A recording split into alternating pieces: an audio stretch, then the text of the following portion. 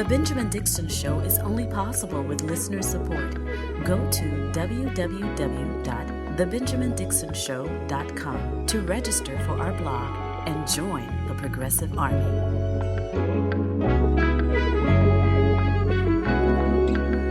Today is Monday, April 17th, 2023. Thank you so much for joining me. I am back after being away for about a week and a half, having to reconstitute our files for the podcast. And in that short time that I was away, it seems as though America has accelerated its decline into totalitarianism, into theocratic fascism, and into just complete disregard for life, for human life, in a country that is pushing towards what they believe to be a pro-life position. Over this last week, we saw a lower federal court, ban the use of mifepristone, if I pronounce that correctly, and that created a direct conflict with another lower court, forcing the Supreme Court to weigh in. They'll be weighing in by Wednesday. I don't know for certain where the Supreme Court will fall on this widely accepted and safe drug.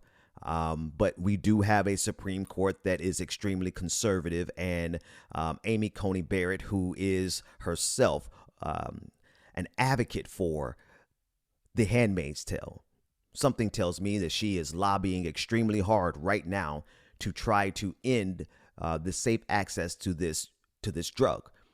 And to me, this particular story, on top of all of the recent releases from ProPublica around Justice Clarence Thomas's improprieties with a mega Republican donor to the tune of hundreds of thousands of dollars of trips and purchases of property. And Clarence Thomas even sold his property, his mother's property, to this billionaire. And then over this weekend, America has faced yet another set of mass shootings that come as a consequence of a country that only wants to do thoughts and prayers and refuses to do anything to stop the mass shootings because, well, this country worships the NRA.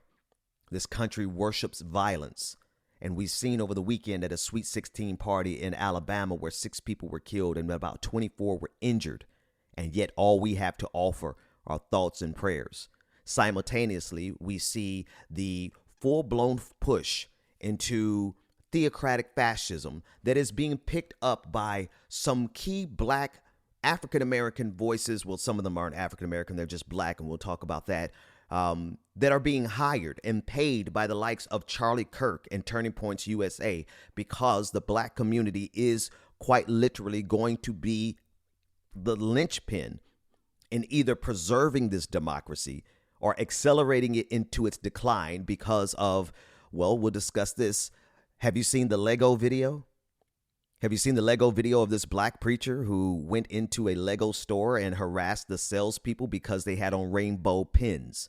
And that video went uber viral on Twitter thanks to Charlie Kirk. But Charlie Kirk nor that pastor told you the truth, which was that black pastor is working for Charlie Kirk. It's right there in his bio. The reason I made that segue so early in this episode is because I believe the black community, the black religious community, more than anything else, is a critical linchpin for this country. It is also a linchpin for conservatism. Republicans know if they could just secure the black Christian vote, then they will be able to push this country over the edge into a theocratic fascist state. In other words, the black religious vote is quite honestly the only thing that's standing in the way of this country falling into complete and total theocratic fascism. But it doesn't bode well for us right now when all it takes is a couple of hired guns, a couple of preachers, a couple of people, black people who are willing to take 30 pieces of filthy silver in order to pay their bills, I guess. And then now they're out here doing the work of white supremacy and fascism. I want to say very clearly at the beginning of today's episode, if black Christians do not get it together and overcome their homophobia and transphobia, they will find themselves marching in lockstep and solidarity with Nazis and white nationalists. And that's where we're headed in this country. And all these things just happened since I've been away trying to piece the podcast back together again, along with everything else that's happening in life. This has been an extremely busy week, and here we go.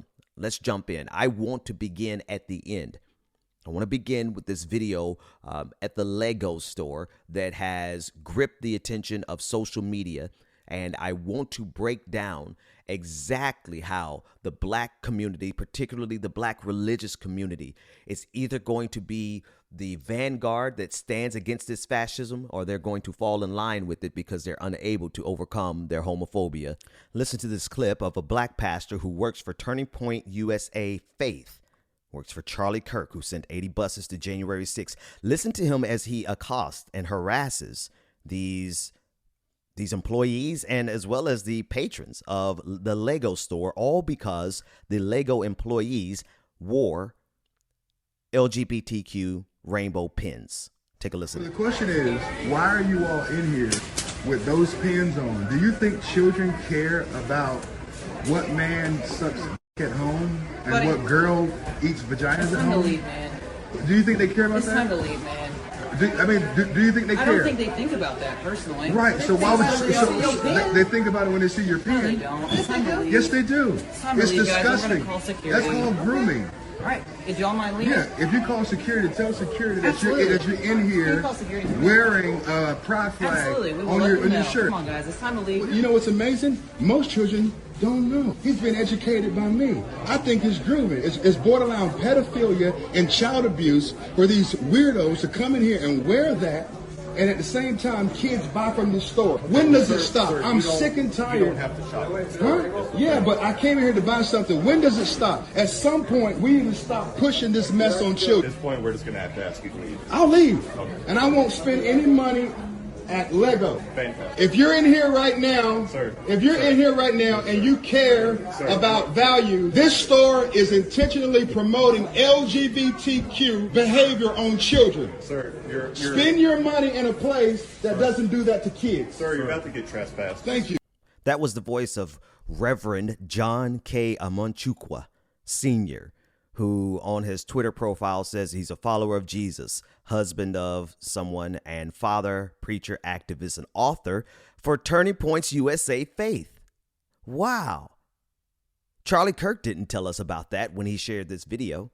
Now, let's go back to the substance of what was being said in this video, and this is why it's critical. Now, Amonchukwu, he actually also works for a Church of God in Christ denomination over in, I believe it's in the North Carolina area, maybe South Carolina. I'll get those details in a minute.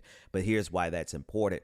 It was promoted and pushed by his pastor, who is a bishop in the Church of God in Christ. And now this information, this video is being heralded amongst some circles in the black religious community, a very small circle, but it is still nonetheless. I mean, the Church of God in Christ is not small, but there is a fight in the black community for which direction we are going to go. And this guy, Amonchukwu, sharing this video with the help and the support, the material financial support of Charlie Kirk and Turning Points USA, who sponsored 80 buses to January 6th. Now, nobody said that. Nobody shared that in this video. Charlie Kirk didn't say that. The pastor over at his church, when they shared this in front of the congregation, they didn't disclose that information, that this guy, that this black man is a hired agent of white supremacy. Charlie Kirk is on the tip of the spear of not only theocratic fascism, but white supremacy. And here is a black preacher who is getting a check from Charlie Kirk, storming into a Lego store. And because the Lego employees had on an innocuous rainbow pin, for that matter, he could have assumed that they were supporting Noah and the promise that was made in the Bible by the rainbow, saying that God would not flood the earth again. He could have made that assumption, but no, he made this assumption and went into the store as a hired goon for Charlie Kirk and created this firestorm on social media, attacking these employees and using language inside of the store that not only betrays him as a preacher, right? Because who when you see a gay couple, if your mind automatically goes to who is giving whom fellatio, then that tells me where your mind is at all times. Do you think children care about what man sucks at home and Buddy, what girl eats vaginas at I'm the home? lead man. Now, he's saying this in front of his children. He's saying this in front of all the children in the store. Because they reduce the LGBTQ community into being nothing more than what their perverted minds can conjure up. It reflects their search engine results. Let's be clear, right? The mindset of these religious evangelicals, whether they be white evangelicals or whether they be black evangelicals who do the bidding of white supremacy, like this reverend. Let's be very specific. They're black evangelicals who stand on the side of justice. I am one. But there are black evangelicals who take these paychecks, and not only take these paychecks, but because their entire mind, their entire worldview, their entire perception of religion is that they themselves should have someone to hate. You can't have a good religion without having someone to hate.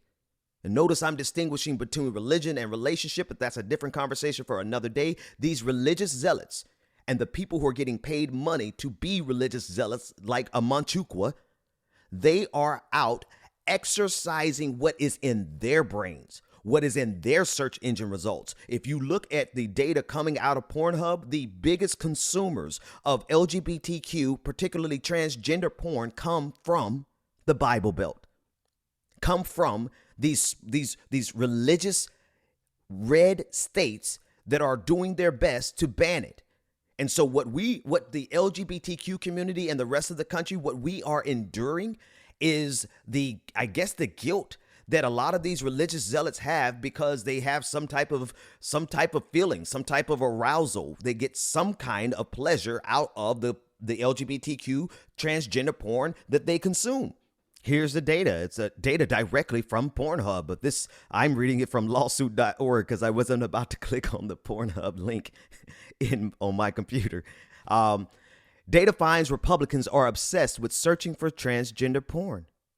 So far, and this is a report from 2022, more than 300 anti-LGBT bills have been proposed across 36 states, at least 1/3 of which are directed as trans youth. This surge, and this is again from lawsuit.org, especially in anti-trans legislation from Republicans, stands in stark contrast to a startling fact. With more than 4.7 million transgender porn-related Google searches each month, Republican states lead the pack. And here's the data. The top 20 most transgender porn-obsessed states in metro areas. Number 1, Texas. Number 2, Georgia. Number 3, Kentucky, Missouri, Kansas, Virginia, North Carolina, Illinois, Mississippi, Tennessee. Those are just the top 10. If we go to the top 20, you're going to see Florida, Alabama, Oklahoma, Michigan, Louisiana. You're going to see the rest. Arkansas. You're going to see the rest of these states that are doing everything they can to stop transgender people from existing, to stop the LGBTQ community from being able to exist. And let's not pretend as though they want them to just go back into the closet, so to speak, and to have to hide. These are some of the same people who are calling for violence against the LGBT, literally calling for murder. Every single homosexual in our country, they should be sentenced with death. They should be lined up against the wall and shot in the back of the head. That was the voice of Pastor Dylan Alls of Steadfast Baptist Church out of Texas, calling for the execution. Now, in the original clip, he did say that they should be tried first. But what are they going to be tried for before you line them up against the wall and shot in the back of the head? And so this is, I think this particular issue is honestly going to be the one, folks. This is the one, because we see how divided white America is. White America can't really save each other. They can't, because white supremacy requires that those adherents of white supremacy, they must go as far as they possibly can in order to preserve their power.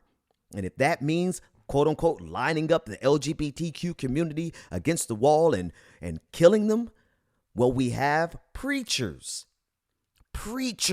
who are ready to do that work. And these are preachers who are pastoring congregations. And while that clip from the Steadfast Baptist Church was from a white preacher, the Lego clip was from a black preacher who's getting paid by white supremacists. And those are the voices that are being amplified and elevated and funded. And this is a critical thing. The black community, while they are conservative, while we are religiously conservative, we generally have always drawn the line at further oppression of other people. What do I mean by that? For years, there have been LGBTQ people in the black churches forever. And while the black church generally went along with Bill Clinton's ideal of don't ask, don't tell, any black person that you talk to during a certain time period would clearly reject the discrimination against the LGBTQ community. And right now, I'm confident that they will clearly reject the violence that is being thrown at the LGBTQIA community. But when you have influencers being paid money to go out there and to sow discord, particularly sow bigotry, and to inflame the bigotry that is present in every single one of us. I don't care who you are, I don't care what race you are, and I don't care what topic it is. Every one of us has a level of bigotry that if we don't confront internally, well, it could be easily triggered. And that is what is happening right now. We have paid operatives who are infiltrating and using their relationship to the black community to absolutely funnel homophobia and transphobia and to convert that into political capital. In other words, if black church folks don't get their homophobia and transphobia in check, you will be converted and find yourself marching alongside Nazis and white supremacists because you don't like no gay stuff. Well, if that's your story and that's your testimony, just realize who you will be marching alongside with.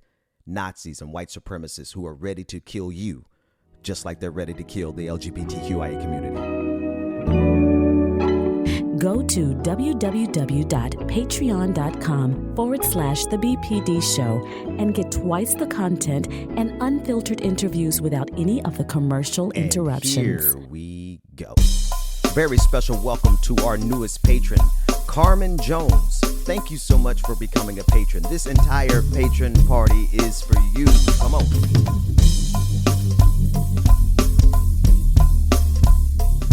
Yep.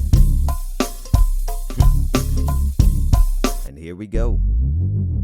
You too can become a part of this prestigious and prodigious patron family by going to patreon.com/The BPD Show, where you get twice the content, none of the commercial interruptions, and you get access to our bi-weekly patron party.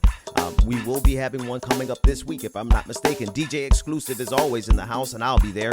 Patreon.com/The BPD Show, and we'll be back right after these commercial breaks, unless you're a patron.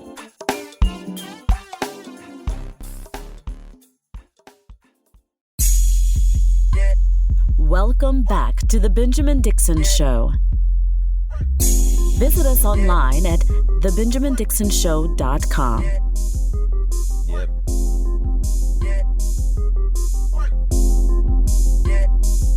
Check me out. All right. A couple of more stories that I want to cover, but I will be coming back to this conversation about the black church, homophobia, transphobia, and white supremacy in the patrons episode, patreon.com/The BPD Show. And again, I want to thank everyone for your patience as I had to basically reconstitute everything in the podcast. I had to go find old files, and you'll hear music in today's episode that you haven't heard in a long time, because while I was not able to recover my current music bed, I was able to go back and find old files. So thank you for your patience over the last week or so as I was dealing with what happens when you're a one-man show and technology fails. And I know some of you have been in that same place. It's like having a paper due that week and then you lose everything. So I need to shift gears, and I need to talk about a tragic story that replicates itself around the country so much. And this is this is what I mean by black people inadvertently aligning with white supremacy when white supremacy wants to kill black people. Like, you may be uncomfortable with the LGBTQIA community, but white folks are trying to kill us. So you really definitely need to slow down and think about where you prioritize your discomfort. I know it's not all homophobia, or you wouldn't consider it to be homophobia. You consider it to be discomfort and uneasiness. I get it, but you got to really pick and choose where you're going to draw the line. Because if you continue to support this attack on the LGBTQI community, I need you to know that the same people who are shooting up the LGBTQI community, they are shooting up black people. And this tragic story is coming out of Kansas City, Missouri. 16-year-old high school junior Ralph Yarl was shot and wounded by a homeowner after mistakenly going to the wrong home to pick up his siblings in Kansas City. This is according to CNN. This teenager was shot because he went to the wrong house. Now, he is in critical condition as of last night's reporting.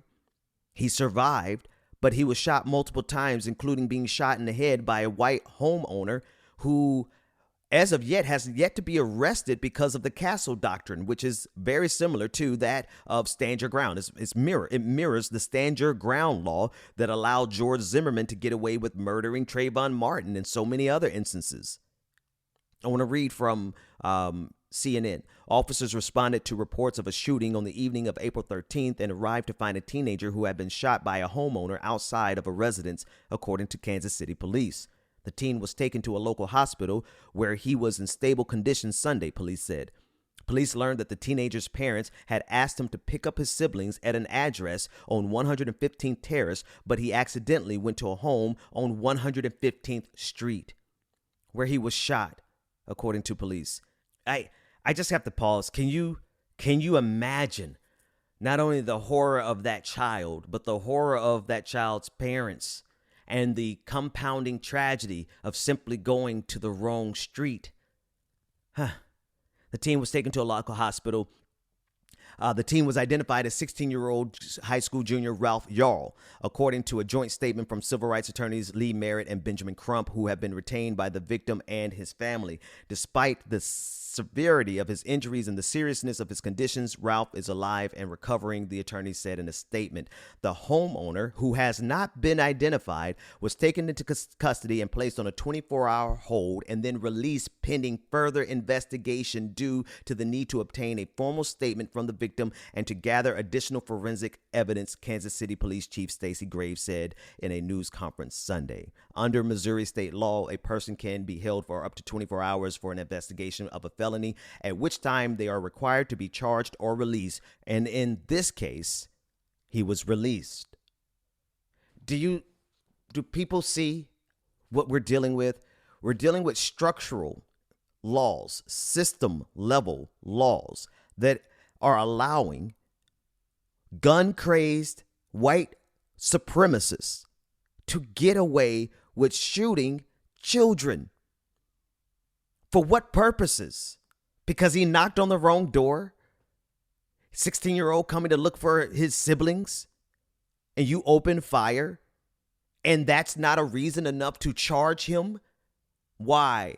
What are they waiting on? Are they looking for a way to help this man get away with attempted murder? Because that's what we've seen in cases like in the state of Florida. The story of Dominic Broadus, DJ Broadus. The police literally aided and abetted with that kid, with his murderer. Help that man get away with murder, the murder of DJ Dominic Broadus. And so it's not that we're throwing out that possibility because it's a conspiracy theory and it's just, wild to think that the police would do that. But we've seen in so many cases when it comes down to a white homeowner or a white person, quote unquote, standing their ground against black people, we see the police aid and abet. And this is what I need black folks to realize you are aligning with when you allow your homophobia and your transphobia to take control over you because you're uncomfortable with it, because it bothers you. Well, one, it's none of your business what two consenting adults do. But then two, if you allow that bigotry to control you, you are literally aligning not only with the system that has these laws replicated across the country, But do realize that that system is carried out and executed by white supremacy that is looking for an excuse to use violence against black people and the LGBTQIA community. Can people, I need people to realize that that is the bridge right there. If we do not get solidarity across the black community and every other community that is struggling for survival in this racist capitalistic system, if we cannot get unity and to reach across our disagreements and to reach across our phobias, reach across our bigotries, then we're going to find out very quickly how efficiently white supremacy can divide and conquer to all of our detriment. Without question. This is the future that conservatives want. They want to be able to execute us without any accountability, not even being charged. They don't just want to get off of a court case. They don't want to get acquitted. They don't want to be charged. And we see that happening around this country. And this is literally who you are co-signing, standing side by side with, marching in solidarity with when you lean into your homophobia. I'll tell you my story of my homophobia in the Patrons episode, patreon.com/the BPD show. I've shared it before, so it's not breaking news. But it is to say that we have a moral responsibility to, one, overcome our bigotry. And then two, we have self-preservation in mind when we need to understand that, yes, you know what? I feel safer in a place that has an LGBTQIA flag in the window. I absolutely do. Because you know who I'm not going to run into there? I'm not going to run into any crazy evangelicals, right-wingers, unless they're coming to shoot up the place. Let's be real. Unless they're coming to shoot up the place. We're safe from the racist. You know why? Because the racists are generally homophobic too. And so if you are going to allow your homophobia to align you with the racists, just realize you are aligning with people who want to kill black people and get away with it. They don't want to be charged. They don't want to go to court and get acquitted. They have the full expectation underneath the stand your ground law and the castle doctrine that they should be able to shoot you and go home for dinner. That's who Reverend John Amanchukwu, the guy from the Lego video, that's who he works for. He doesn't just align with them. That pastor who went into the Lego store, that black pastor who's working for Charlie Kirk, who sent 80 buses up to January 6th. This is who people like Vernon Jones, who ran for governor or lieutenant governor in the state of Georgia. He's a Trumpian. He's all over the place right now. This is who all of these black faces, Candace Owens, all of them who are doing the bidding of white supremacy, they are literally herding black people into the arms of men who would kill them just as quickly as they would want to kill the LGBTQIA community out of their mouths. These are words, these are sentiments that come out of their mouths, out of their manifestos. The same people who are shooting up LGBTQIA clubs are shooting up black churches and black grocery stores. And black Christians, from one black Christian to another, if we don't come to terms with what's going on right now today, we are going to find ourselves aligned with the people who support the shooter of this 16-year-old boy. Don't think that that's an open and shut case coming out of Kansas City, Missouri. That's not an open and shut case. There are advocates for the homeowner who are coming out in droves. So don't think that this case in Missouri of the 16-year-old who was shot for going to the wrong house, don't think that that's going to yield the results of justice. Not when we live in a system that is literally designed to be unjust. And here you go, aligning with the injustices. Make it make sense. Patrons, stay tuned. Everyone else, we'll see you tomorrow. The Benjamin Dixon Show is only possible with listener support. Go to www.patreon.com/the BPD Show and support The Benjamin Dixon Show. If you like this episode, be sure to share, like, and subscribe.